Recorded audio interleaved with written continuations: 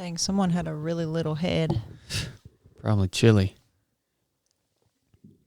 What's up, Tricky? Hey, boo. What kind of tea you drinking over there? Jamacha green tea.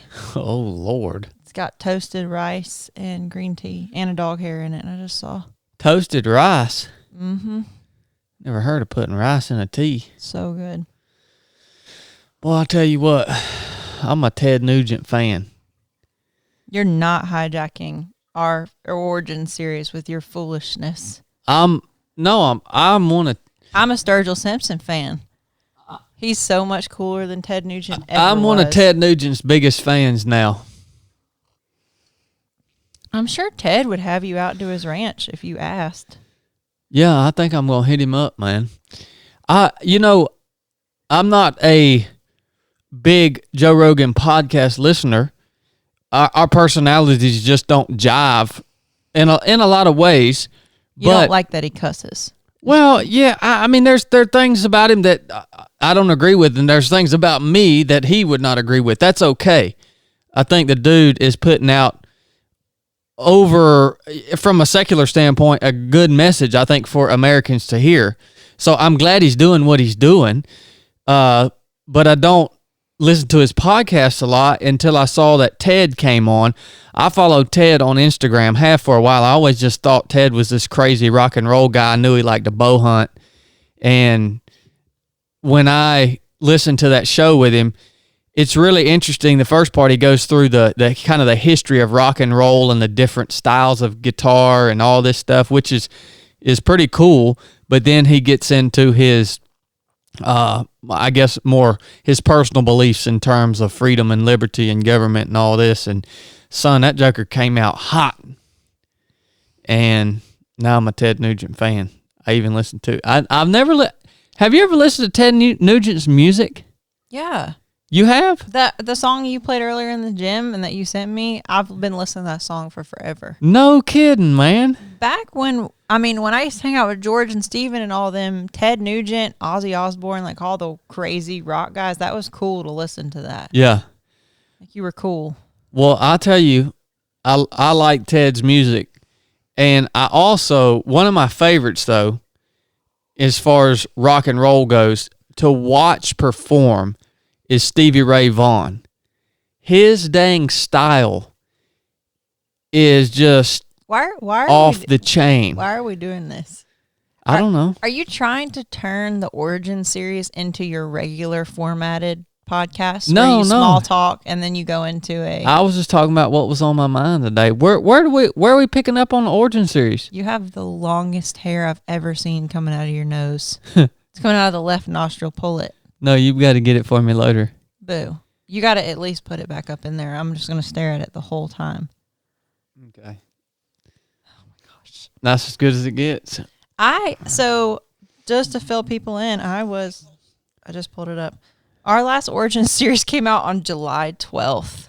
Like, that is so sad. You want to tell people what the Origin series is? Because we probably have a lot of new listeners that don't even know what it is. Yeah, that's a good idea. So the Origin series was something Chadd and I came up with where we just wanted to tell our story, like completely raw, unfiltered. We don't sugarcoat. We don't hide anything. You get all the details of pretty much from the time we met and we're working our way up into the present.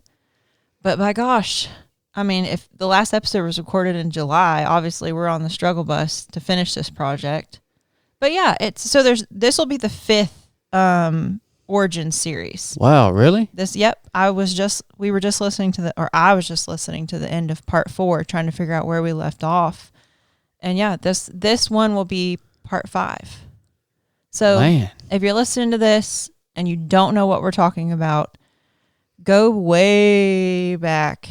And next episode, I should have their episode number for you guys. But you got to go way back and find the Origin series part 1. Why are we doing this? I want to do it because I don't think we've ever talked about this, but I know my answer right away. Like, I think people look at you and they look at us and the success you've had with 3 of 7. And it's so important to me that people know what it took to get here. Like, it's so important for me that people know that the struggles and the hard times and the people we used to be and what we've become and how God has decided to just give us this life, you know? Why do you do it? Why is it important to you? Well, I think really because I don't necessarily find my own story to be interesting because it's been my life. You could have fooled me. Well, I mean, I tell my story, and I do talk because that's the purpose of a podcast. I think really what has drove me to continue with this is that maybe one day it will be cool for the younger generation of our family. Did you almost say our kids? No. Like Blake, I'm obviously thinking Blakely and JoJo. Okay. Maybe it'll be Wendell. Yeah, and Wendell. It'll be cool for them to be able to hear like, oh, this is what Uncle Chadd and Aunt Brooke's life was like. I think that's cool. And then also, I've had a lot of listeners tell me that they enjoy listening to the story. So I was just talking to Scott Worthington the other day, and he asked me, when are y'all going to do another origin series? And so obviously, if this show is for the listeners, it's not for me. And so if they like it, then I'm going to put the work in, most especially for our Patreon members. Yep. I mean, we've got over 200 people that basically are the reason that the podcast even exists. They provide the support that allows us to buy the equipment, that allows us to take the time, that allows us to do everything that we do. And so for them, especially if the Patreon members get something out of anything in particularly, then that's kind of the way I want to go. But yeah, man, it's the podcast is a labor of love. It really is, because it takes the most time to do, and it reaps by a long shot, the smallest financial reward, but the impact that it makes is really the reward that I get from it. Yeah. And so I'm thankful that there are people out there that are willing to donate their money on a monthly basis to keep this thing up and going, so that, we can push out, hopefully, an impactful message or story or principle to thousands of people. We're well over 1 million downloads now. I know. We are, I don't know if I'm allowed to spill the beans, but like, I was talking to Chadd last week, and it's like they're hiring some new people and the team is growing. And I was looking at Podbean, and it said 1.1. It says more than that now.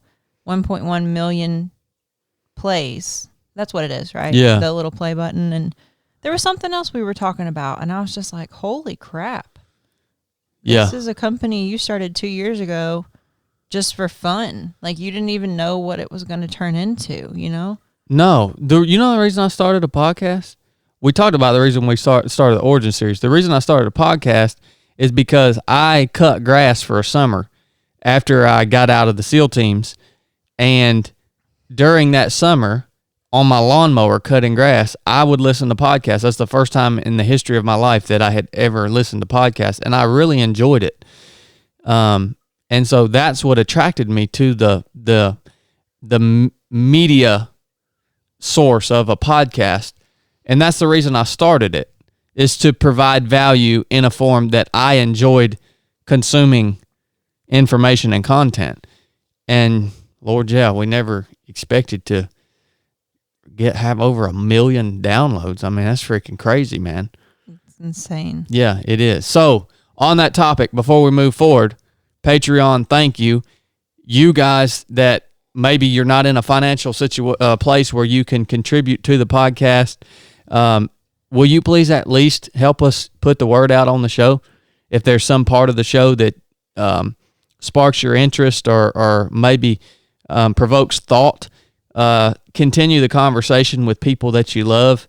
Pass the word to people that it might help.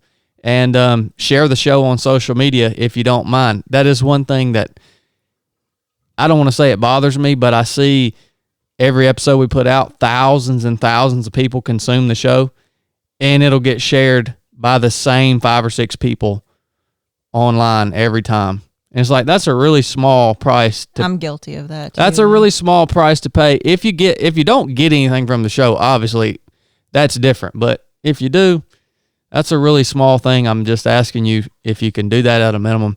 And you don't have to share it. A lot of you guys aren't on social media, and that's cool. I don't freaking blame you.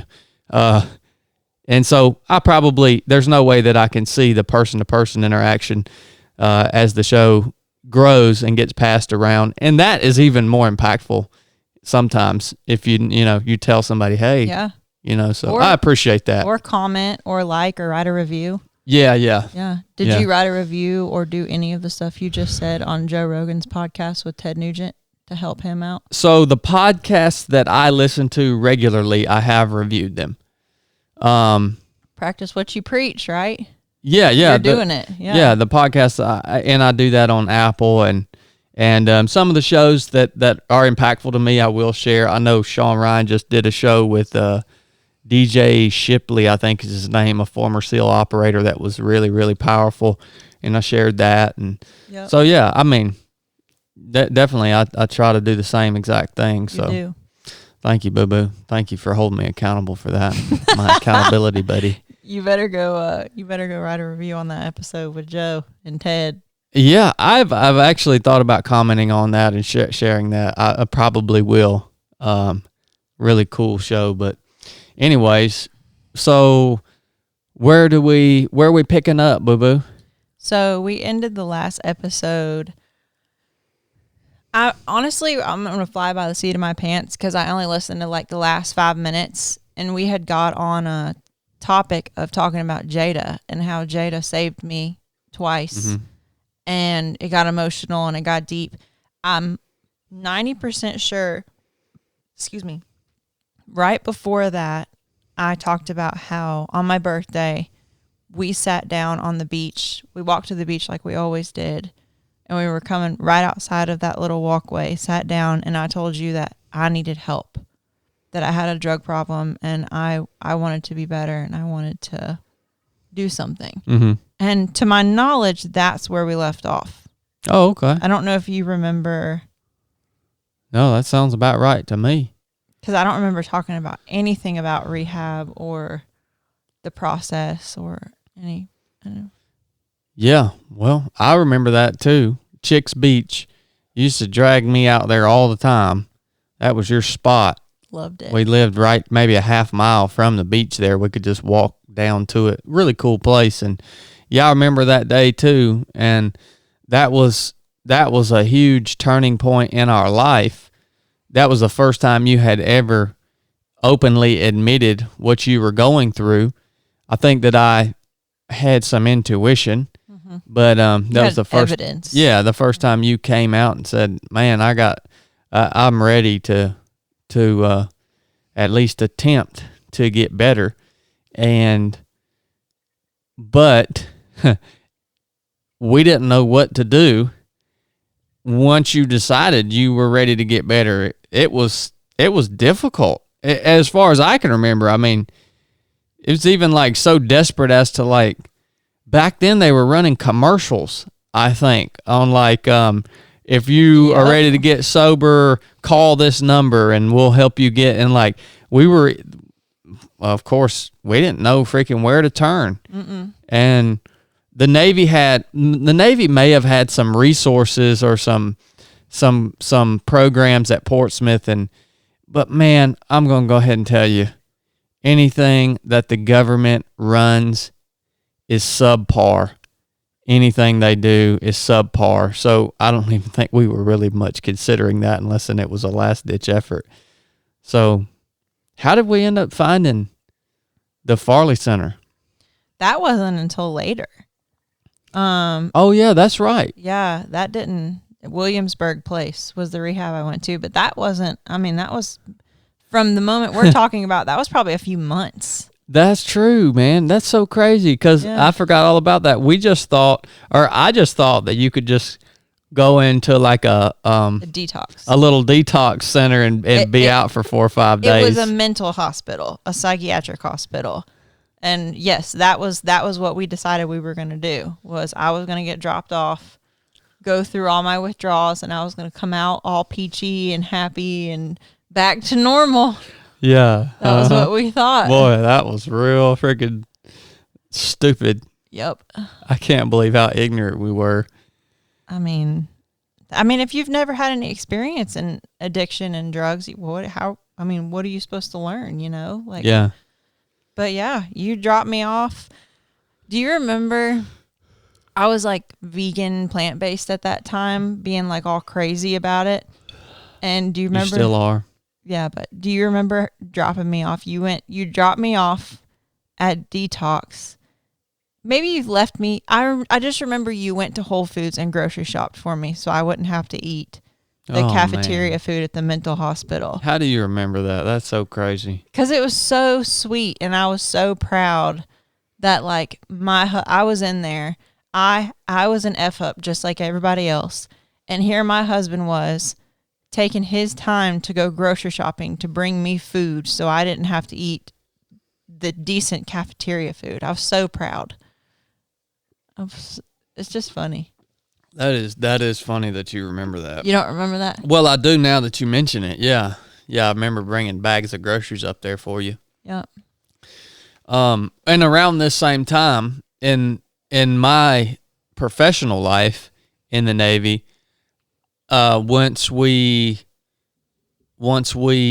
decided we were going to embark on this mission to get Brooke better, she decided that for herself, and I decided I was going to support her. I had to go to my command master chief and basically just say, "Hey, this is what's going on in my personal life. I gotta get out of the platoon for a little while so that I can support her through this." And he accommodated that request, but was he not the one who was also a former addict? Was that a different command? Yeah, he wasn't. I remember someone else that you had to confide in was like, "I'm in recovery too." Yeah, no, that wasn't the command master chief. The command master chief at the time, I can picture him in my head. I don't even remember his name, but he was just kind of a freaking butthole. Yeah, I mean, he was just like, "Oh, well, you know, what the crap, man." But ultimately, I'm not going to talk too much crap about him because he let you. Yeah, they accommodated, and I got I was able to move over to be an instructor, and as an instructor, working in the training cell that I got placed in, which was land warfare. We weren't deploying, but we were still traveling a lot. So the only good part is that at least I had, steady cell phone communications. I wasn't gone 6 months at a time. I was gone just weeks at a time, back to back, usually with a few days in between. But it helped anyways. You started land warfare way before I went into detox. We talked about that in the last episode. That was one of the things that I feel like pushed me to my edge was the schedule with you going out to Chaffee. Yeah. Like that 4 weeks gone, 1 week back. Mm-hmm. We had talked about that. Yeah, well, I remember going and having that conversation with him, and that's the reason I went to land warfare. Maybe that, I don't remember exactly when that happened, but maybe it was when I knew something bad was going on. Yeah. And so maybe that's what it was, but that was the purpose of it. And so yeah, the detox thing, that didn't work. How many times you go in there? 2? Well, let me tell them. I mean, like, you dropped me off. I'm gonna grab something real quick. Keep talking. I went, and the first day I felt fine. Of course, when you get there, like, they take everything from you and you put on their clothes and you can't smuggle drugs in. So I had nothing, and I knew I was going to have to detox, and I had detoxed a few times when I couldn't get pills, but never for more than like 2 days. And So when it begun, if you don't know what withdrawals are like, it starts out with you feeling really tired and your body starts aching and your nose and eyes start running. And that just all of that intensifies into a lot of stomach cramps, terrible diarrhea, your blood pressure drops. You just feel like dizzy, lightheaded. You feel like you have the flu times about 1,000. And then there's nausea and you just feel really cold. It just sucks. So I think I went through I don't remember, maybe 2-3 days of that. And I decided I couldn't do it. I thought after 1 or 2 days, it would let up and then I would be better. And when I realized that I was just beginning to be into the thick of it after 2-3 days, I made a plan. I knew I had a prescription that I hadn't filled somewhere. And I was like, I'm going to get out. I'm going to get that prescription. I'm going to taper myself down so I don't have to feel like this.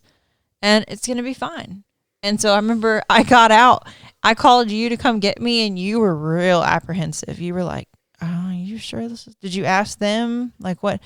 And I forgot what I said to manipulate you, just that, like, I wasn't comfortable there. Or I'm sure I said something that, like, made you concerned. That way you would come get me. And you came and got me, and I went and picked up that prescription. And then me and you went through this thing where, like, I told you all my tricks, and just a ways that I couldn't take more than I was supposed to on this taper. You were a real trickster back then. Oh, I was a freaking trickster. Holy crap. I can remember right now some of the things I would do. Genius. I would take and like buy similar size and colored pills. Like melatonin was one of them, and put it in the pill bottle. That way, like, I could take extra. And when you just glanced in the bottle, it would look like they were all still there. Yeah. And do you remember any of that? Like picking me up from detox and like me saying, it's not vivid to me. No, it's crazy, man. I think I have a very strange mind, and it tends to block things out that aren't good. And most of my life, up until here recently, has been filled with not good stuff. So I don't remember much, but so I don't have vivid memory of it, just general, Do you remember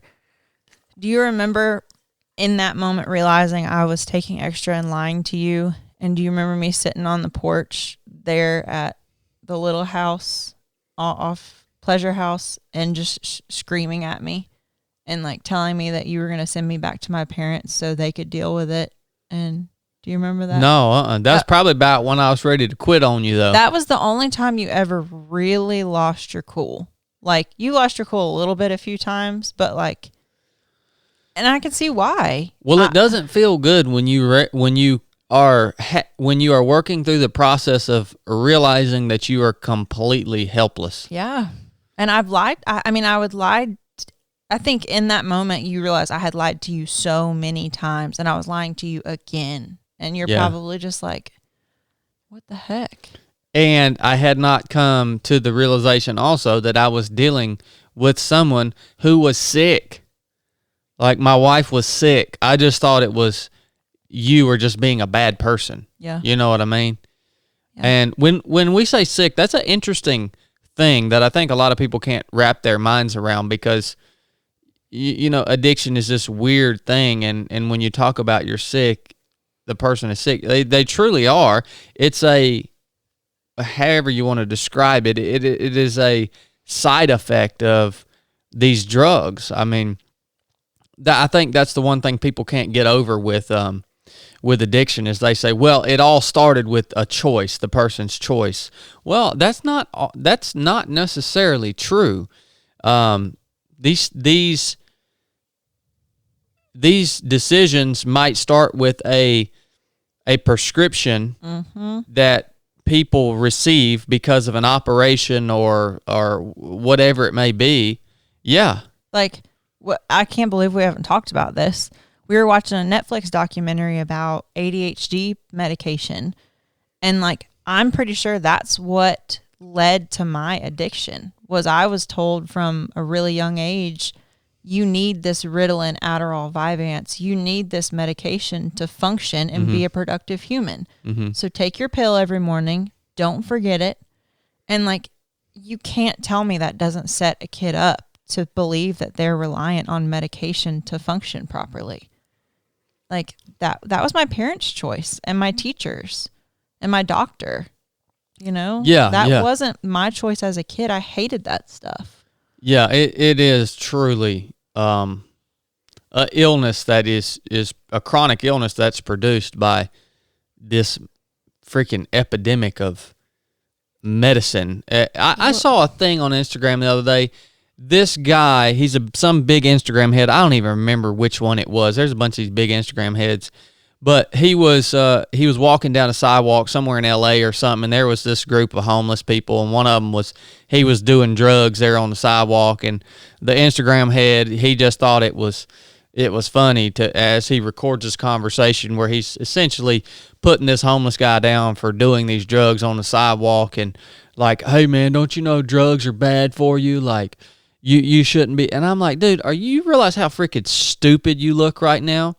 Like, do you realize the conversation you're having with this poor homeless dude that has probably been living with this disease of addiction for no telling how long? You don't know how that started for him, man. Right. You don't know what that dude's going through. And do you think that you telling him that drugs are bad for you is going to resolve his illness? Make it worse. You're just a freaking idiot, man. It pissed me off so bad. You should have commented that. Yeah, man, there's a bunch of people on Instagram that have a ton of followers, so many more than me, and all they're doing is capitalizing off of people's emotions. That's all they're doing. They post crap, whether it's about a political issue or social issue like drug use, and they're just pandering to people's emotions. That's what that dude was doing. All the conservative Christians that probably follow him, Christians in quotation marks, probably said, yeah, you should tell that sorry homeless drug addict that what he's doing is wrong. They're just pandering to that. Didn't try to help him. It makes me freaking sick, man. It should. Yeah. And these other guys that want to pander to these right-wing political agendas to sell their T-shirt. Baby. I'm sorry. Chill. I'm getting off of that. You're right though. I mean, not to like fuel your rabbit hole, but shame perpetuates addiction more than anything. So if whatever you're doing is shaming someone you're wanting to help get out of addiction, it's just going to make it worse. Man, that's a good point, baby. That's a good point. Like, yeah. And hey man, a lot of y'all listening to this probably say, well, Chadd, why do you follow these people? Well, I'm on social media. Like, it's a big part of the way I get the message out. I like to follow people and just see the climate of what's happening on there. And yeah, I think I probably stopped following that particular dude. But anyways, to answer your question, that's why I'm on there. Social media can be a great tool. Okay. I'm not saying don't use it. You have to use it responsibly, though, because there's a bunch of freaking bullcrap on there. So I wasn't treating you like I had no understanding that this wasn't just something that I could talk you out of. Right. You thought, all right, I'm going to get real with her for a second and maybe it'll wake her up. Yeah. I remember I was sitting on the step and you were standing in front of me and you were pacing back and forth and you had your phone in your hand and you had the pill bottle in the other hand. And I don't remember what you were saying, something about me lying to you and do you want to get better? Do you want to do this? And then you started threatening to send me back home. I don't remember what you were saying, but I just remember I think you called my dad in front of me. Yeah, you did. You called my dad. and you were like, I don't know if I can do this anymore. And I remember hearing my dad's voice. It was really shaky. And he was like, we'll take care of her. Just send her home. Yeah. You know? Boy, that would have been a disaster. No, we're not going to go there. I mean, it would have put me back in where I know all of my dealers and where I have unlimited access to drugs. Like, yeah. That would have been. Yeah. Well, luckily, eventually, at some point, Blake talked me out of that and talked some sense into me and made me realize that, man, Chadd, that's not the way to be acting as a husband and leader of your family. Sorry that you're going through what you're going through, man, but you're going to have to freaking man up and take it, son. But just to kind of like drive home what you were going through, we're talking like back where we're at right now is like 2014. You go back to 2007, 2008 was probably the first couple signs that I had a drug problem that Chadd was slapped in the face with, and I lied. And then you fast forward a few more years, there was something else that happened where drugs come up missing, or when you pulled that drug out of my wallet when I was in the ER, and like every few years, there would be this big thing where you would have this like, oh my gosh, she's a drug addict. And I would lie my way out of it. Mm-hmm. And then here we are, you know, and finally, years and years later, I'm trying to get help and I'm still lying. And I'm telling you, I want to get better. I want to do this. But then I'm turning around and manipulating you and everybody. Well, that makes sense to me now. It didn't make sense to me back then. Yeah. But I'm just saying it would have been, I've always thought, and I'll ever, like anytime I think about it, I'm so grateful for you. I don't know if I could have done what you did. Like if I was on the other side, I don't know if I could have. Well, that's by the grace of God. I mean, luckily, once we now are up to the point in our story that we are now, I had my faith in Jesus. Like I had that to really as a foundation, and that's the only way I was able to make it through it. Yeah. Yeah, for sure. I mean, I say that from the bottom of my heart. I'm not trying to sound like some, whatever you take that as. I mean that from the bottom of my heart. If it wasn't for that being a part of my life, I don't think that I would have made it through my own power. Just because, and like I said, if I had to deal with a family member now that was an addict, and that same thing happened, I would just be like, well, yeah, of course they did that. That's normal. That's how they act, and we just got to bear with them through the process. Yep. So I've come a long ways, man. I'll forever be in debt to Blake too about what you said, just to reiterate that, like everybody, including my family, was telling you, I don't blame you one bit if you walk away from this marriage. Like, I totally understand. You're at the peak of your career. You worked really hard and you went through a lot to get to where you are in the teams. And this is holding you back. Like, I don't blame you. And Blake was the only one. Blake's the best of all of us. He's the best of the whole bunch. I said that the other day, and I think some people in the family might take offense to that. But I mean, that's the reality of it. He is the most steady force. He is the most kind, faithful, genuinely loving, and of the whole lot of the family, he's the best, most consistent. And he has his flaws, like we all do, just so y'all don't think that we worship Blake. But the reality of it is he really is. You're right. And the consistency, like you said, the consistency is key. He's always been like that. As long as I can remember, he's trusted Jesus, and he just means what he says, and he'll help you. Yep. But so going from there, and I bet I'm excited to say this because I think you're going to be like, whoa. So I got back. I don't really remember what happened between the time when I was sitting on the porch, you were yelling at me. I think I told you I was sober. No, I know that's right. So I told you, okay, fine, I got this. I have it under control.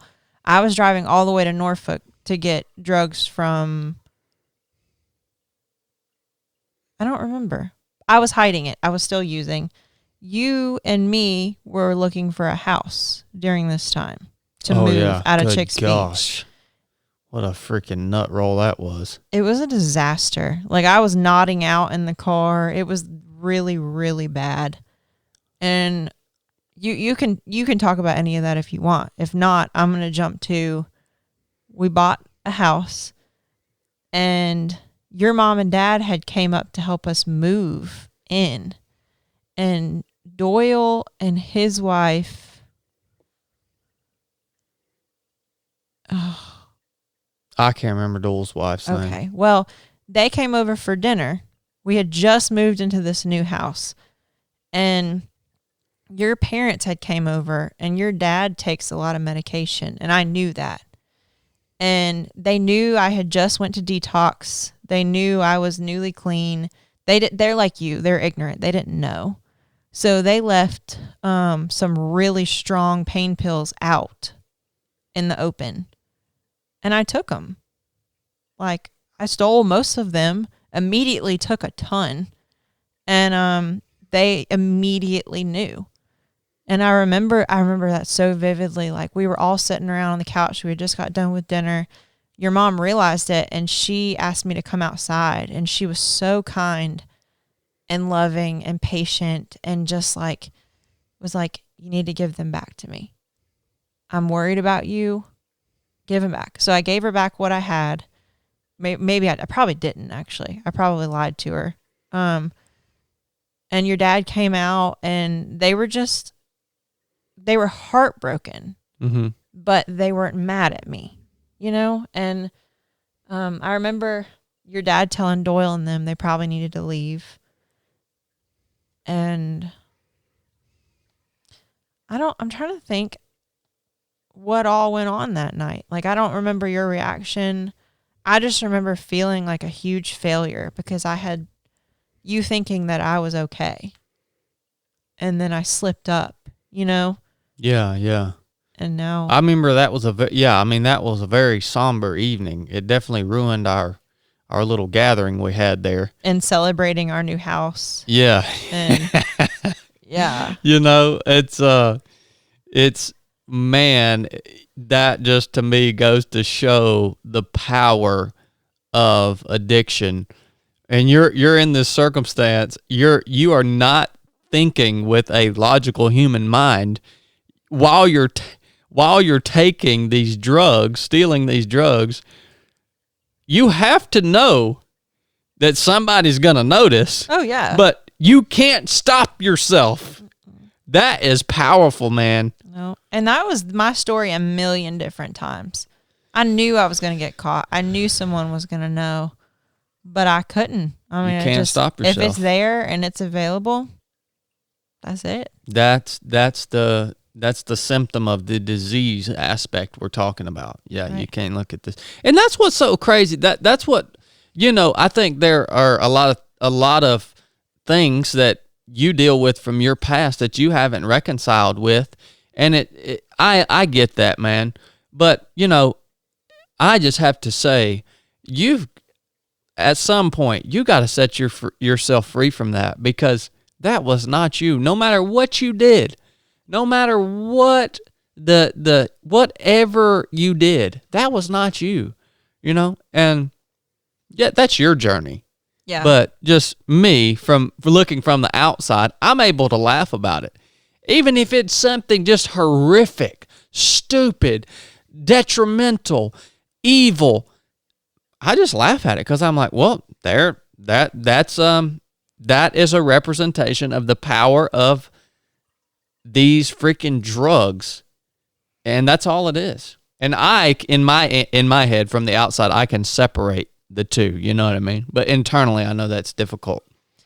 I'm still struggling with things from my past that are difficult. We just identified one the other day. I mean, we can talk about it in a little bit, yeah, if you want. But no, to your point, I am able to not hold on to the things I did to myself and like the situations I put myself in where I put myself at risk, and bad things happened to me because of the situations I was putting myself in that like no one will ever know and I have to live with. But I'm some weird way I'm okay with those. It's the ones where I stole from people and I hurt people that I love, like my family and your family. Those are the ones that suck. Oh, yeah, yeah. Well, that is what everyone, I think that's what drives everyone or a lot of people to the need for forgiveness is the fact that you can forgive other people, but it's hard, almost impossible to forgive yourself. You need someone else to forgive you. Everybody deals with that, man. Yeah. Yeah. So, that's really a great asset. In terms of showing you or making you realize, dang, what Jesus did was absolutely necessary. Like, that was necessary because I can't forgive myself. Yeah. Yeah. Anyways. And just to put it out there, your family and my family have both said to me they forgive me. Yeah. Well, there again, that's much easier to forgive someone else than for you to forgive yourself. It's like we all go through that. I mean, we could identify in every single person that's in our lives. We can see that playing out, the fact that they are able to forgive others but not themselves. Yeah, definitely. But so that next morning, if you don't remember anything else from that night, I mean, that next morning, me and you decided that I was going to go back to detox. And I wasn't leaving this time. Like, I was going to ride it out and just endure the pain, and it was what it was, like. And I remember we went and walked at the Great Dismal Swamp right before you went to drop me off. Me and you took the girls down the ditch. And then... hard times, boy. Yeah. And then from there, it still hurt really bad. I still got really sick. It just wasn't good. And I think I was there for 5 days. And then the detox is actually the people that talked me into going to rehab. Yeah. And I remember that I was thinking I didn't want to. And I talked to you on the phone, and you were like, I think you should. Oh, yeah, that's right. Yeah. Yeah, because I didn't want to. You didn't want to be away from Jada. I mean, I was. And gosh, the emotions, like when you initially get sober, and this is why so many people relapse, is because when you initially get sober and you go from using for, I think for me it was close to 7 or 8 years, to bam, you're sober, everything you've ever done comes back. And it's just there. It's just waiting. And for me, I didn't have any coping skills. I didn't have any tools in my box, so I'm sitting here with this weight, and all I wanted to do was be around you. You didn't have fitness. You didn't have nothing. Photography, nothing. No. And I had all this shame that just felt like I was being crushed. I mean, so they talked me into going to rehab, and we had the most amazing insurance through TRICARE. So I was able to go to a rehab called Williamsburg Place, and it was actually the Farley Center. It was for professionals. Mm-hmm. It was for like lawyers, nurses, doctors, people that had to answer to a board to get their job back. And granted, it was separated into two different things. I wasn't with the professionals the whole time, but the rehab itself was just freaking fantastic. I mean, yeah, it was a nice place. It looked like for me, but it was really nice. And I remember being there and just, I don't know, like I have good memories from there. The I was there for 28 days, and I remember the first 2 weeks, my body felt so horrible. I remember, like, we used to have to do these therapy sessions as a group. We had our group we would meet with every day. And I kept begging to lay down during the therapy session because it hurt so bad to sit in a chair. Like, because when you take pain pills for a really long time and you stop, not only do you have the flu-like aches, but if you have any pain, it's like intensified. Like right now, I wouldn't feel any of the pain that I was feeling then. Like my back hurt, my joints hurt, my neck hurt.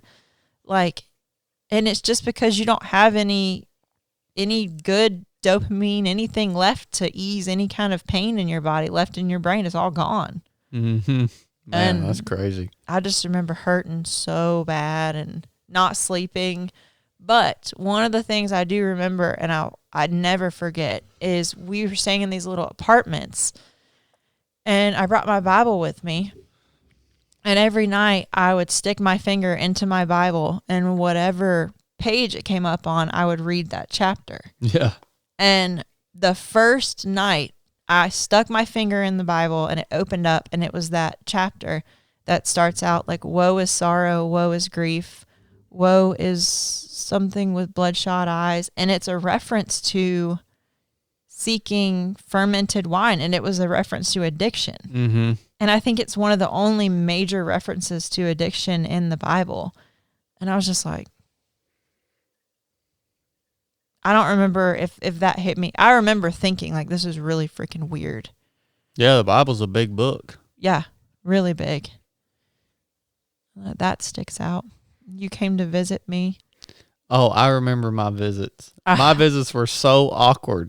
Oh. I got to come, like, once a week or something? After, you didn't get to come for the first 2 weeks, but then after I graduated, the initial thing, you came to like family day. Yeah, and it was a very controlled environment, and there were other people around, and I was just so awkward because I'm thrust into this thing, and I still don't quite understand. I'm learning finally just little bits of what's actually happening, and you know, if I have to share in the group, I'm like trying to motivate the group and tell them they can do it, and there's good life outside of here, and Brooke and all of her, what do you call them? I want to call them classmates. All of her, I mean, pretty much. All of her classmates are just like rolling their eyes at me, like, "Come on, dude, you don't freaking know nothing." And of course, back then, I was still really cocky and just, oh, that was so funny, man. Do you remember when you came to the family day where I like jumped up and like pushed through my chair down on the ground and walked out? No, Think hard. You really don't remember that? No. We were sitting in a semicircle in that little cafeteria area talking, and it was spouses and the addict. And we were talking about something, and you brought up that I had faked an illness and brought up the fact that I had had elective surgery just to cover up the fact that I was an addict. And like the way you were saying it, you were just trying to drive home like how sick I was. You weren't trying to be mean. Mm-hmm. But I just remember like I couldn't handle that. Like I couldn't handle hearing that. I can't believe you don't remember this. Mm-mm. And I remember I just jumped up and pushed my chair down, like just like a little kid, and ran out of the room. Left. No, I can't believe you don't remember that. my traumatized, warped mind blocked that out. No. Wow, man. Hard time, son. I also remember sitting in that booth with you when we had our alone time, and you telling me that you were not going to quit going to Fort Chaffee, and I was not going to take that from you. Oh, yeah, because I love teaching land warfare. Yeah, you loved that just because you and Jeff used to go out there and hunt. That's all y'all did. Well, yeah, it was like man camp. Yeah. All you did was hunt, blow stuff up, and shoot freaking machine guns. Remember how many sheds y'all used to find out there? Oh, yeah. It was off the chain, man. So you were setting your boundaries right there. You were like, I'm glad you're getting better, but look here, woman, you're not going to stop my life. Like, yeah, you didn't like that. But well, even when you came out of, I don't know if you want to say anything else about what you learned in rehab or what was impactful to you, but it wasn't game over after you came out. You still struggled with with drug abuse when you got out. Yeah, because they prescribed a drug called gabapentin or Neurontin, and it was to combat what I was talking about a minute ago, how like the pain in your body is so intensified because of what I had been using. So they gave me that and an SSRI, and I, of course, found out that if I took a ton of that Neurontin or gabapentin, I could feel not high, but like I didn't feel any pain. Like I figured out a way to abuse it. Mm-hmm. So yeah, that was when I left rehab. I went to what was it called? Relapse prevention intensive therapy once a week with a big group that was also freshly sober. And I remember like every week I would come in and I never lied about it. At this point, I quit lying. I quit lying to you. And I think that was a big turning point. I quit lying to you. I wasn't lying to the people at therapy. I'd be like, yeah, I took too much of my Neurontin this week. And like, I would have to start my number over and I was back at 0, like trying to accrue days sober. And I just couldn't. I couldn't get more than 30 days. I would abuse something. And it didn't have to be a narcotic. If you went with the intent of getting high, you relapsed. Mm-hmm. You know, like. How in the world did you finally stop? I'll tell you.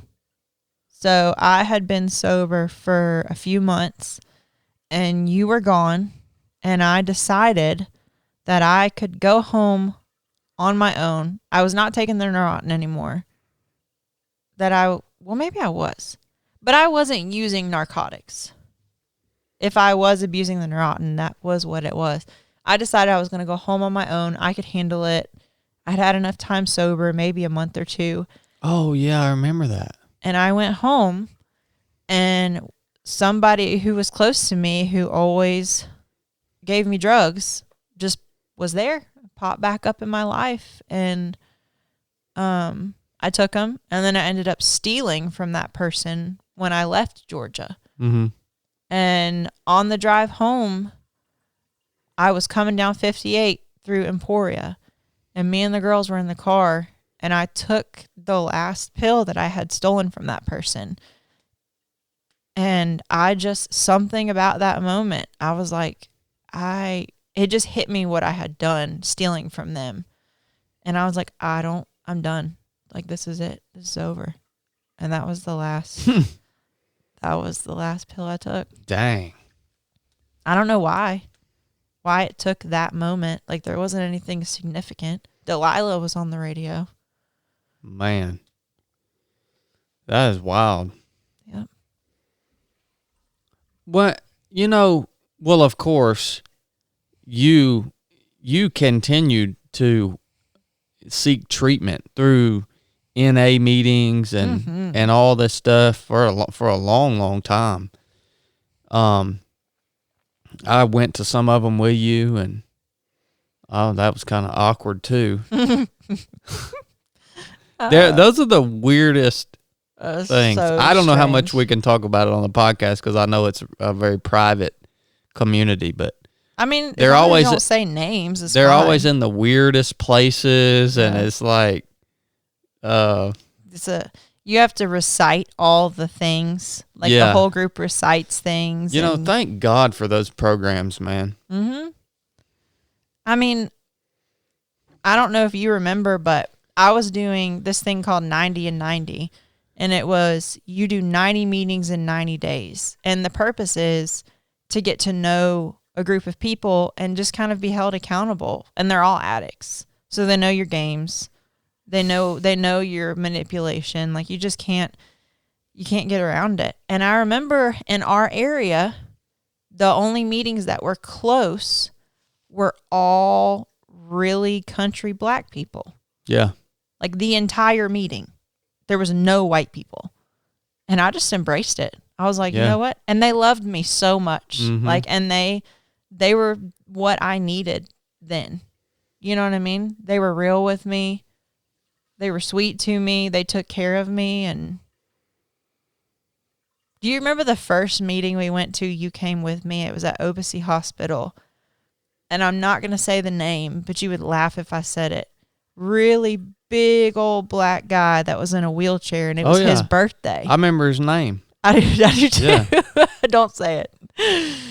But yeah, you're right. It was just, I don't know. It's so hard to think about those days and like where my head was at. But we didn't tell, to back up, right when I got out of rehab, the next day, okay, so when I was getting ready to leave rehab, Chadd started telling me on the phone that he had a surprise for me when I got home. And granted, again, I had stayed like 2 nights in my brand new house. And we went from a 400 square foot house to a 2,000 square foot house with an acre. So this was a big deal. Mm-hmm. I mean, and so Chadd kept telling me he had a surprise. And I was telling all my friends at rehab, like, I bet you he got me a pig. I bet you he got me, and we were just guessing. And then we went out to dinner the next, I got home that evening. The next day he took me out to a Mises Pizza. May have been. Probably if we were eating pizza. Yeah. And we ran into who was going to be skydiving with me the next day. They were eating dinner. Who? Harley? Yeah. Yeah. And they started talking about skydiving, and you spilled the beans. You had set up a skydive for me that next day. Do you remember that? Yeah, vaguely. That was my surprise. Yep. One thing that I really remember from that time is when you first you had this old beach cruiser bike, and we went out and to ride bikes or something, and I just remember how like weak you were physically. Like you could ride your bike like a mile on a flat trail, and you would just be completely exhausted. And I also remember, I don't know how impactful it was in your mind, but I also remember like you having to come to terms with this new view you had. This was reality. And like, I think it seemed really dull to you and just not exciting. And like, why is this so just blah? And I remember, I think one time telling you like, this is what life is like. Like, it's not every day. Every day is not some big, exciting roller coaster ride. It's just what regular life is like, and you having to just kind of come to terms with that and work through it. Mm-hmm. But well, and a lot of that too was where my brain was at. My brain and my body were in the dumps, and needed a long time to heal. So, like, the way I used to describe it is, you could have walked up and handed me like a winning lottery ticket, and I wouldn't have felt anything. Mm-mm. And like, I wasn't able to really feel sad very well either. It was this weird flat line, no emotion. I felt stuck. It was a terrible feeling. Terrible. And I had no idea how long that was going to last. Like, the therapists and stuff that I was working with said, you know, this is normal. Like, it's going to get better, but nobody could tell me when. Mm-hmm. And that was into that story where, like, I wanted to drive my car off the road into the tree. Yeah. To either die or get badly hurt and get pain medicine and, like, be free of that feeling. Yeah. When Jada was in the car. But no, you're right. I remember that conversation with you. Like, just, I don't know. Just remember, I don't think I believed y'all. I don't know what kept me hanging in there. Mm-hmm. Well, then not long after, you found CFIT. Yeah. Well, the first introduction to exercise was that 2-mile run me and you did at the Washington Ditch at the Great Dismal Swamp. Mm-hmm. And I remember how badly that hurt. We were talking about that on the podcast. Oh, yeah. Day. It was terrible. Like it killed you. It did like to kill me. Yeah. And then I found a great gym, and I was still smoking then. Yeah. I hadn't quit smoking yet. Yeah. But yeah, I'm getting in the weeds. I'm just having memory lane and like giving a bunch of really boring details that don't add to the story. I think it needs to be said in terms of this topic, this specific struggle that you had, how long this recovery process actually is. In all reality, it's a lifelong journey. But here just recently, this is the first time that you've been completely off of any medicine. Yeah, because I went in 2014. They put me on an SSRI, and we can go to that part of the story. I got off of it, started going back to college, and then had like a mental breakdown. I was sober, but I had a mental breakdown, and they put me back on an SSRI. And just last month, I got completely off of it. That's a long journey. Yeah, it is a long journey. You're talking years and years and years. Yeah. And now you're not, you weren't abusing this SSRI. You were taking it as prescribed, Yeah. But it was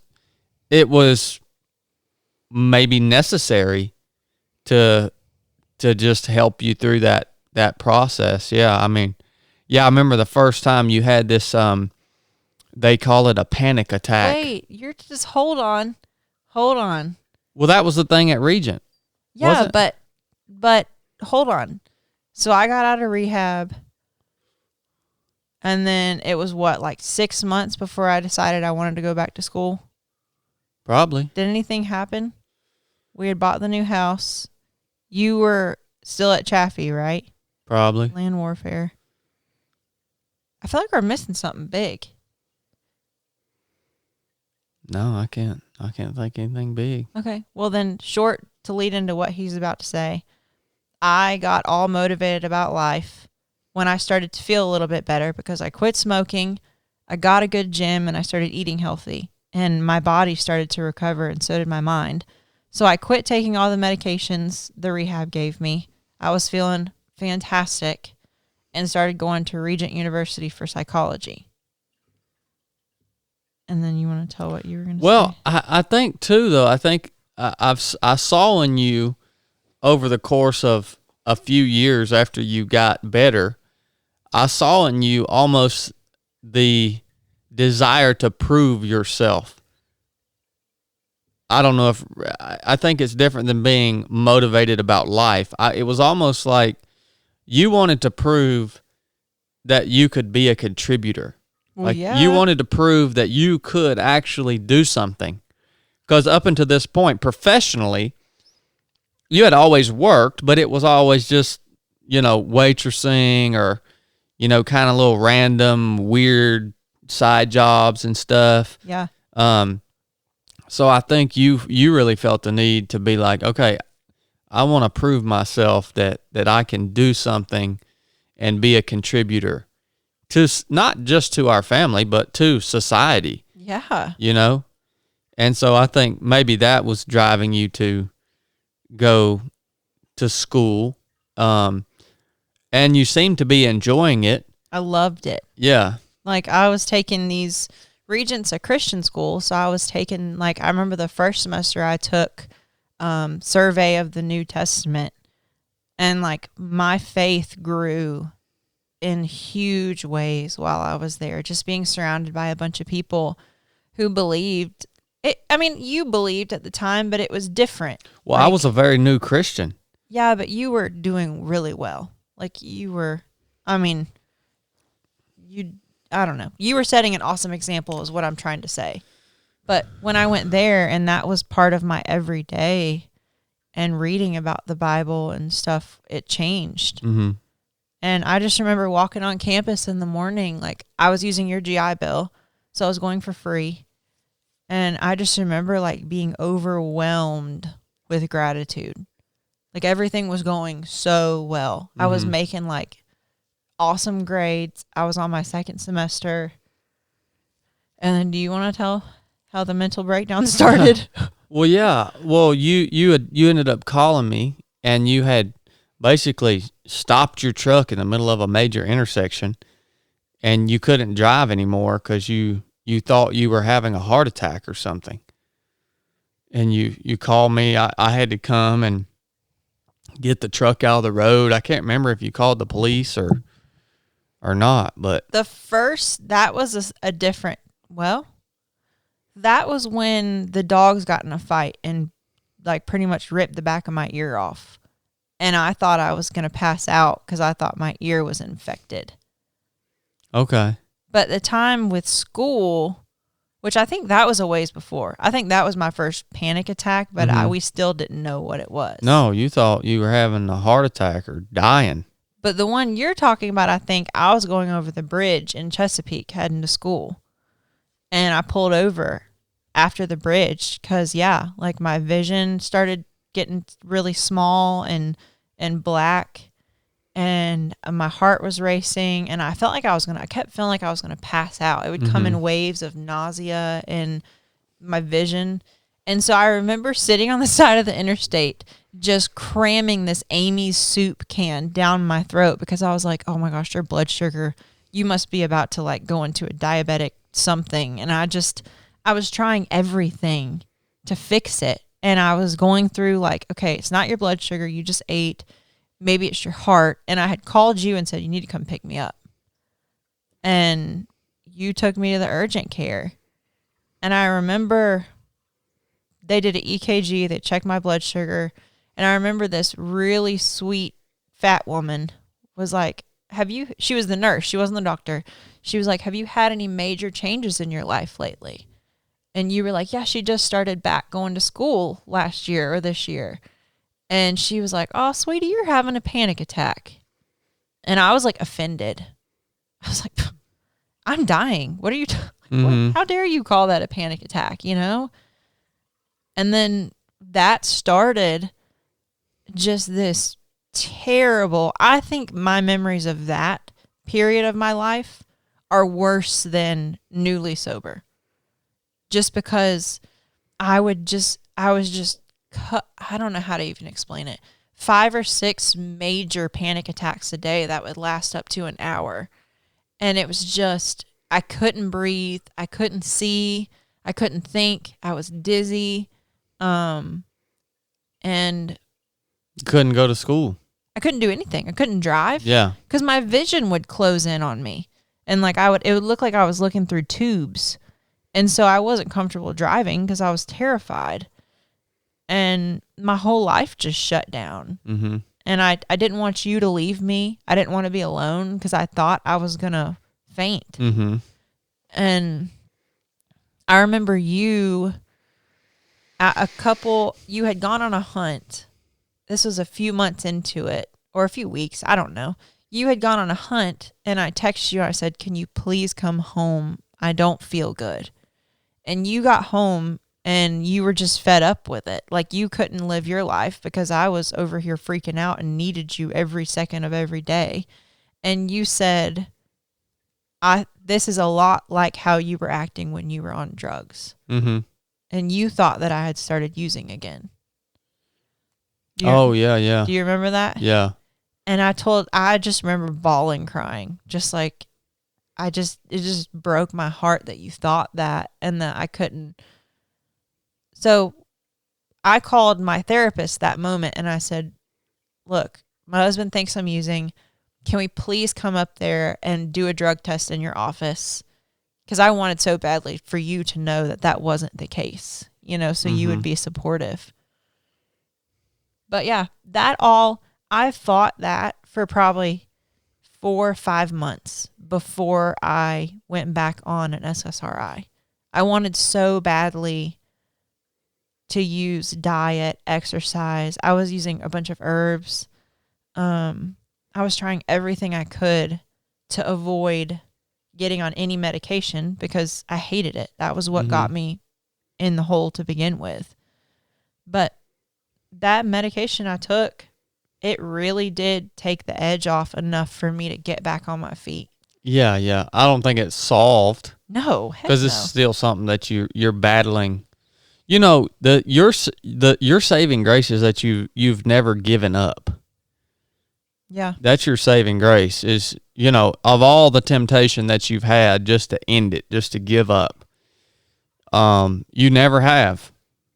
You know, I would be remiss if I didn't mention my perspective on all of this. Yeah. From a spiritual viewpoint, it's been interesting for me to be a part of your life and your journey, and you know, whatever, people can take this how they will. The spiritual aspect of life and reality and of you is there, whether you want to acknowledge it or not. It is a part of who we are, and that spiritual realm is there. You can choose to ignore it, but I choose not to ignore it, and I can't help but really see the correlation between this struggle, this battle that you fight, and how it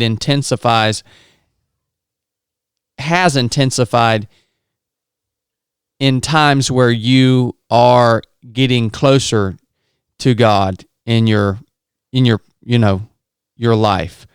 So just like at Regent, where you're I think that was the start kind of saying, oh man, there may be some correlation here to this. Mm-hmm. We never have made a definitive statement on it. I mean, how do you? Well, you've been saying that since you said that when I was going there, yeah, that you thought I was under attack. So I think you're fighting, you have fought over the years this battle on two fronts. I think you fought the battle that science could describe to you, of the kind of way drug use messes up the chemicals in your brain and genetics that I was given. Yeah. I mean, so you've been fighting that battle on that front, but then you've also been fighting a battle all along on a spiritual front, where the closer you get, and as you're understanding and you're seeking, asking, and knocking on the door of that spiritual realm, as that intensifies, the difficulty you experience physically and mentally also intensifies and correlates with that. And so I think it's a two-front thing, and you just have never given up, you know? So I think there's a correlation there.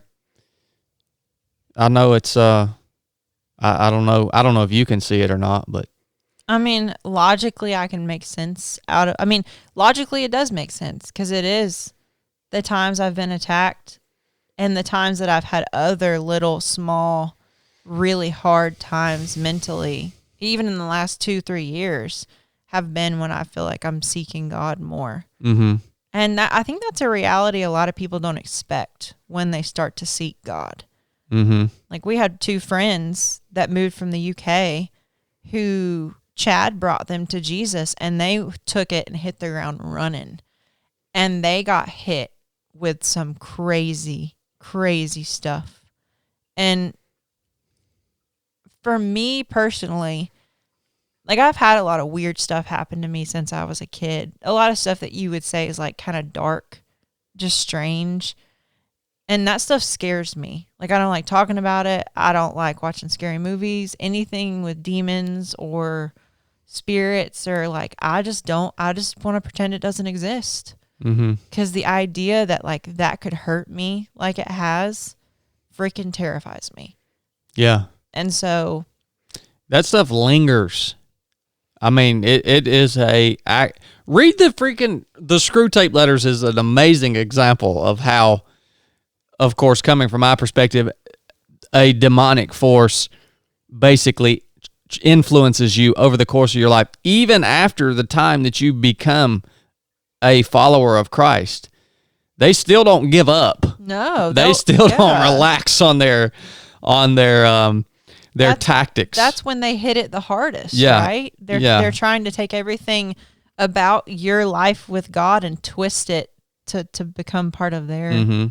And so for me personally, I believe that the things that are going on physiologically that are a side effect of long-term drug use, the things physiologically that are causing these debilitating constant panic attacks and anxiety and things, I believe that stuff is real, right?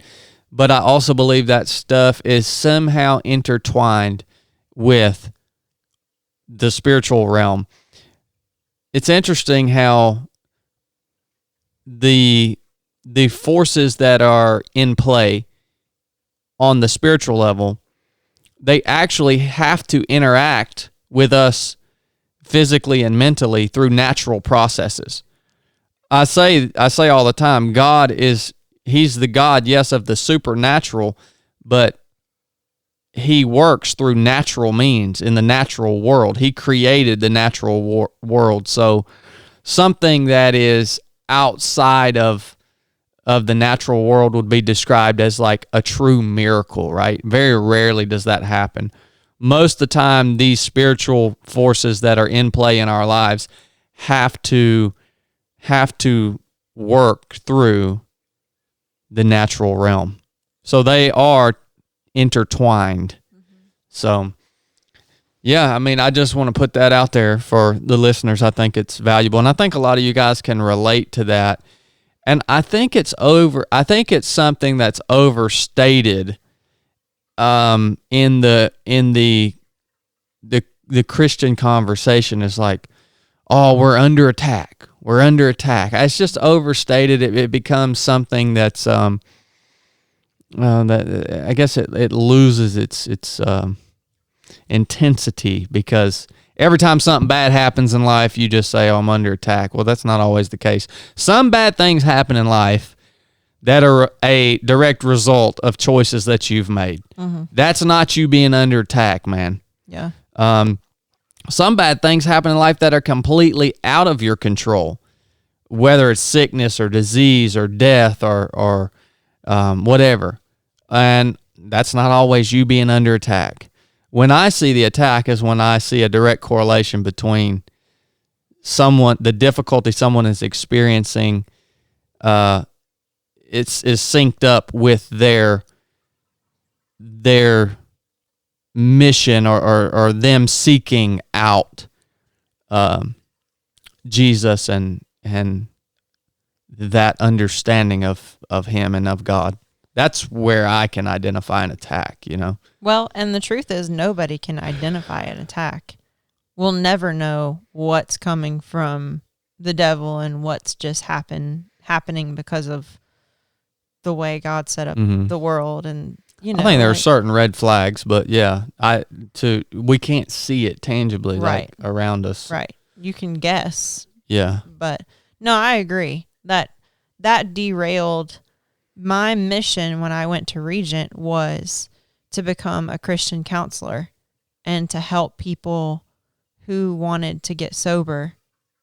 Mm-hmm. And so that just pretty much 4 or 5 months of insanity completely made me quit school. Mm-hmm. Like I couldn't. So yeah, it derailed the mission.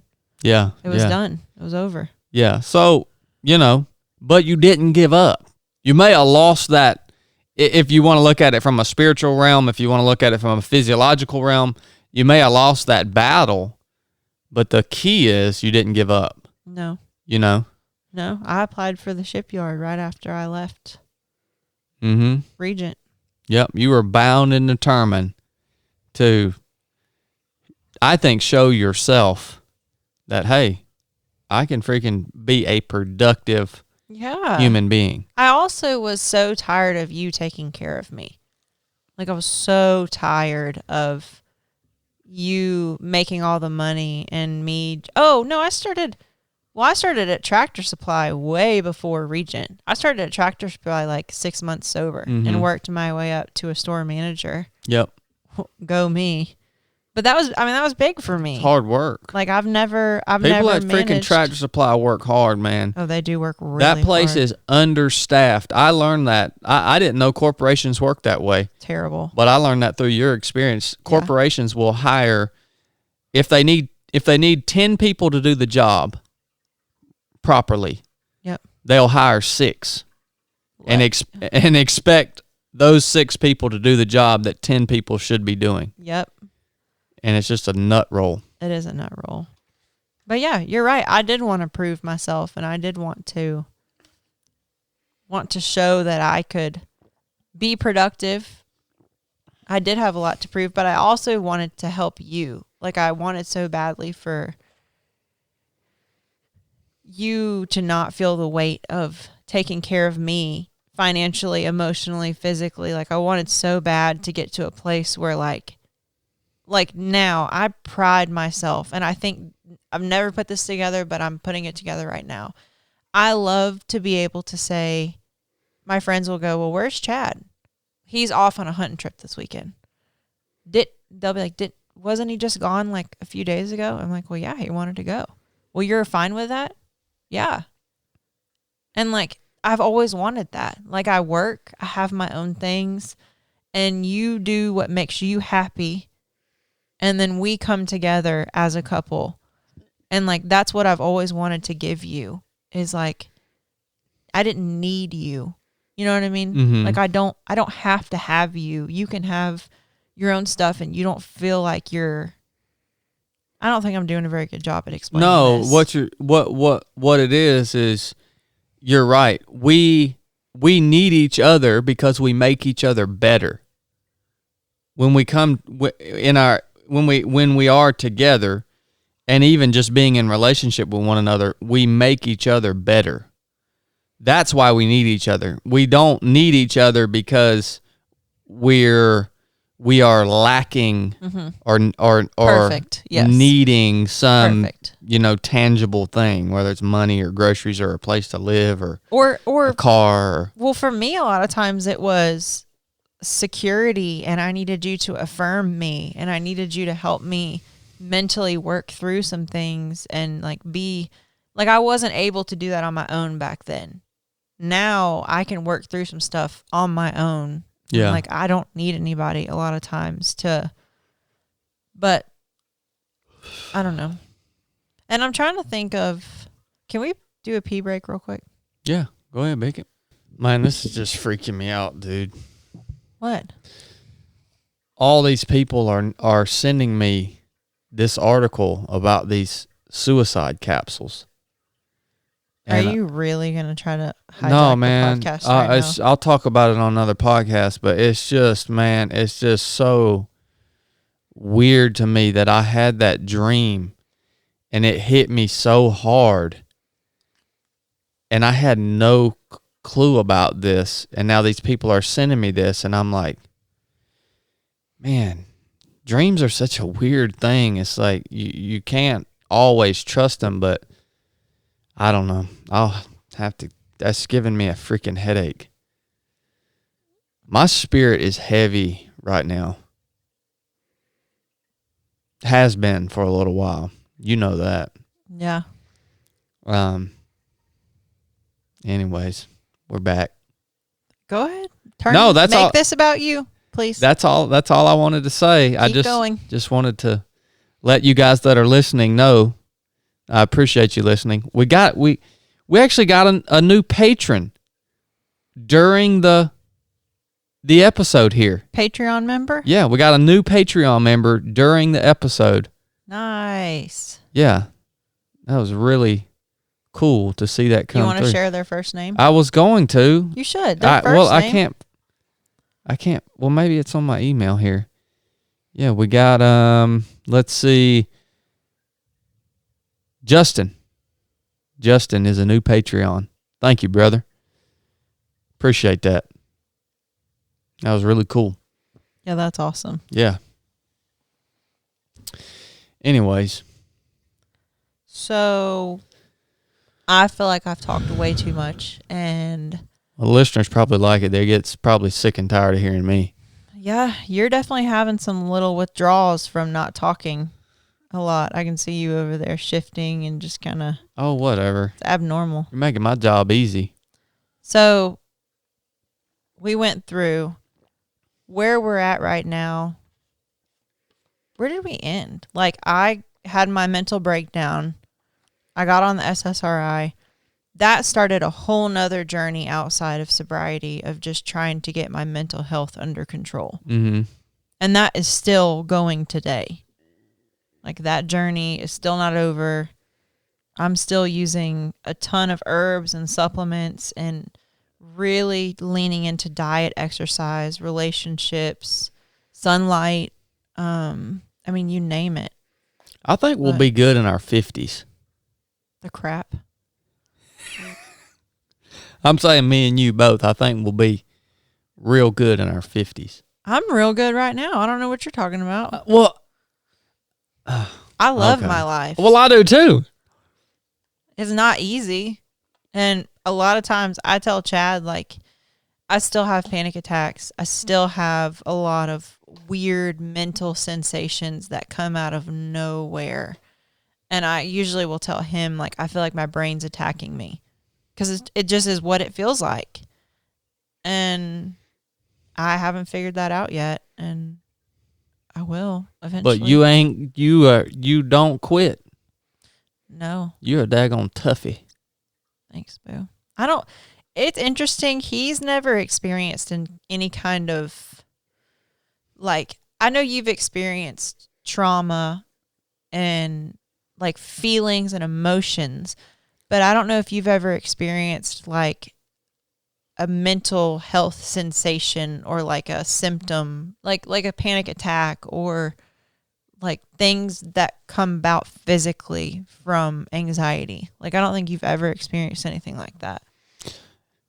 No, anxiety is not really something that I can understand because I'm just so laid back. Yeah, well, I guess you'd have to define what laid back looks like, but yeah, in terms of worry, I think a lot. I think about, and I struggle with deep things. That's what I was topics. about to say. Like, right now, you just hinted that your heart is heavy. Your heart has been heavy, Leonard. Your heart has been heavy because you feel strongly about what's happening. Mm-hmm. I mean, is that not worry? Like, how would you categorize that? Well, yeah, it is. It's different than worry or anxiety because I more struggle with, like, the burden of finding and implementing a solution. And at every turn, when I see what's happening, well, nationally, I'm concerned with what's happening nationally. I can't be concerned about crap that's going on across the world unless it's affecting us nationally.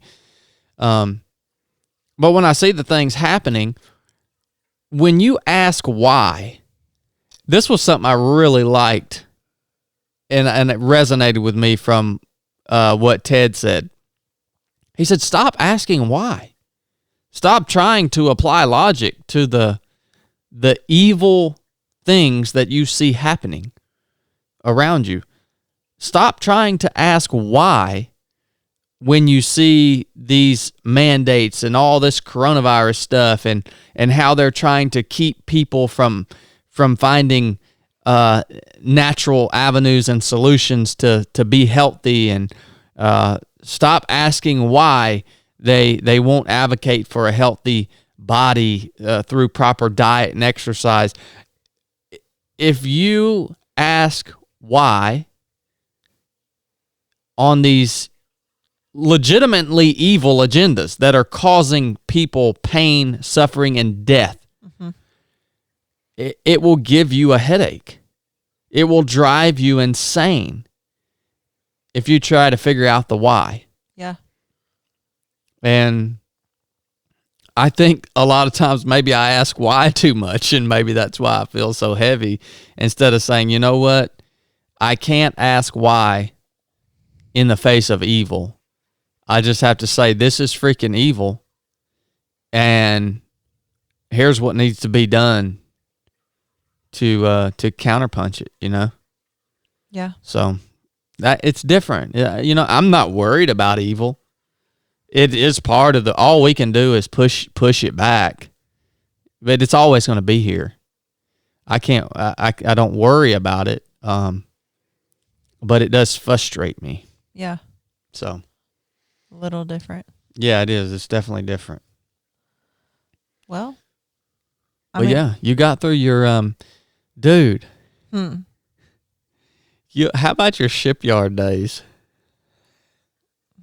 That was a heck of a job right there, son. I loved my shipyard days.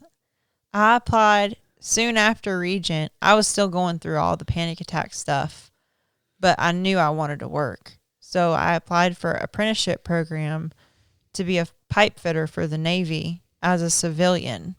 And I went into a program working on nuclear submarines. And I freaking loved it. You worked some terrible hours, though. I did. We were an hour from my work, and I would wake up at 4 a.m. and I would get home a lot of times at 4 p.m. And I don't know if y'all have ever been on the coast of Virginia, but in the summer, it gets so freaking hot and humid. You will feel like you're dying. I think it does kill you. It was the heat. We used to have these things called black flag conditions. And it was not suitable to be outside for more than 10 minutes at a time without coming in. My boss, we used to do oil onloads on and off the submarines in the dry dock. And that would involve someone standing at the truck and monitoring all the connections because you're right by the ocean.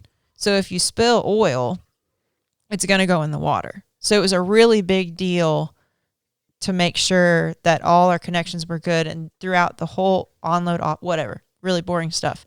You had to stand out on black asphalt beside a huge black submarine in a dry dock, and it was 102.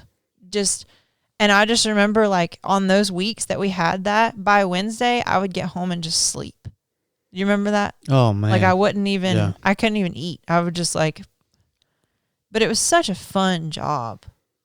I don't think I would have lived very long just being around all the welding and the gases and honestly, radiation. I don't think that my health would have been as good as it is and can be when I get older if I had have made a career out of that. No. You liked the camaraderie and the jokes. And man, it was me and 16 dudes. And once we got past the point of them understanding that I would never flirt or be their work girlfriend, I was not that type of person, if we were all buddies. And if you probably don't know me very well if you're listening to this, but I'm a dude. Well, you like hanging out with guys. Yeah. And I like hanging out with girls. Yeah. But the difference is I like hanging out with dudes because my humor, a lot of the times the things I like to talk about, the things I enjoy, we all have in common. You like hang out with women because you think they're pretty. No, I don't. I like hanging out with women because they are freaking no bull crap. That is not all women. I think, well, the females that I like to be around, I like to be around them because they're freaking tough. They're no bull crap. There's no ego. That's true. No ego. Well, again, this is the women that you are around. That's not all of them, but yes. Yeah. Compared to men, less ego. Yeah, 100%. That's what I mean. That's why I'm the way I am. I'm just so over freaking ego and tough and muscles and all this stuff, man. And so, yeah, anyways. Yeah, you like being able to just be vulgar. Mm-hmm. Exactly. Absolutely vulgar. I used to play pranks on the regular there. Like, I would bring my fart spray, my fart machine. Oh my gosh. I had a bunch of, like, there was a couple dudes in there that were terrified of spiders. So I bought those little prank fluffy spiders. Oh yeah. And I used to wreak havoc in there. And you genuinely like to work hard too. I do like physical work. Yeah. I like being exhausted. Even those oil unload days, like, just the end of the day, like, your body hurts. You can't stop yawning. All you can think about is laying down in bed. Like, that makes me happy. Mm-hmm. I don't like what it did to my body, but I do enjoy working hard physically. Mm-hmm. And I like working with a team. Like, I liked that job. Like, I would have worked really hard, but I could have worked there and been like a happy person. You didn't like the stupid government bureaucracy. No, the good old boys club. Yeah. The fact that people could just, once they got a foot in the door there, it was like almost impossible to fire them. Yeah, there were some turds. Like, well, that's federal government for you. Every single branch of the federal government is swollen to the brim. Okay, I said corporations hire 6 people to do a job that requires 10 people. Yep. The federal government hires 100 people to do the job that requires 5 people. Yep. And they just go ahead and set that standard that you're going to do the workload of 0.12 of a person. Yeah. That's all you're responsible for. Your work ethic actually got you, I don't want to say in trouble, but people didn't like your work ethic there. No. They said that I was trying to make them look bad and trying to take over things. Yeah, I had a lot of issues with people because I wanted to get things done. Mm-hmm. Yeah. Especially being a female, which I loved it the whole time. Like, you're not going to hear me complain about it, but it's a reality that when you come into a situation with 16 men and you want to take the lead on something or you want to push, you're going to get pushback. You know? Yeah. Especially a lot of older guys in there that have been there for 20 years and they just they're old school. They don't think women should be working in those positions, you know? Yeah. I'm glad you didn't stay. I'm glad you didn't stay there. I don't think that was the job for you, but I think it provided a great opportunity for you to go into something that was hard. It was hard to get into. It took months and months, and you had to go through the whole process and security clearance. Yeah, I mean the applications and this and all, and you're learning new stuff, and so I think that really gave you confidence and hit the spot that you were looking for. Like, okay, I can do something that's legit. Because I was making good money, and like if I had stuck with it, I would have made really good money by the UPS guys here. Oh, great! He had to honk the horn too, huh? Hey, hush. No. But yeah, I would have made good money by society standards. Yeah. Oh, yeah. So yeah, I think that's a good point to stop. What were you about to say? Well, in all this and where we'll end it off, oh my gosh. Well, no, I guess we should end it right there because I was going to jump to the fact that in all this, we had bought a new property out in rural Virginia in Suffolk and developed it and put a house on it and all this. And we just said, okay, this is where we're going to be. Live for forever. This is where we're going to be. Yeah. You were on shore duty at the time. Well, yeah, and shortly thereafter was when I started the whole medical retirement process, which was just a nightmare. Yeah. Or I mean, what's going to be coming up is that, and then you convincing me to move back. Yeah. Hey. Yeah. So, yeah, not right now is probably a good time to end. People don't like to listen to barking dogs on a podcast. Well, thanks for listening, guys. If you enjoyed it, give it a share. Like I said earlier, and probably sometime within the next 6 months, we'll pick up on the next part of June of 2022. Yeah, we'll pick up on the next part of our journey in life. Leonard, So, shut up. Love you guys. Thanks for listening. Nuff Thanks, Said. y'all.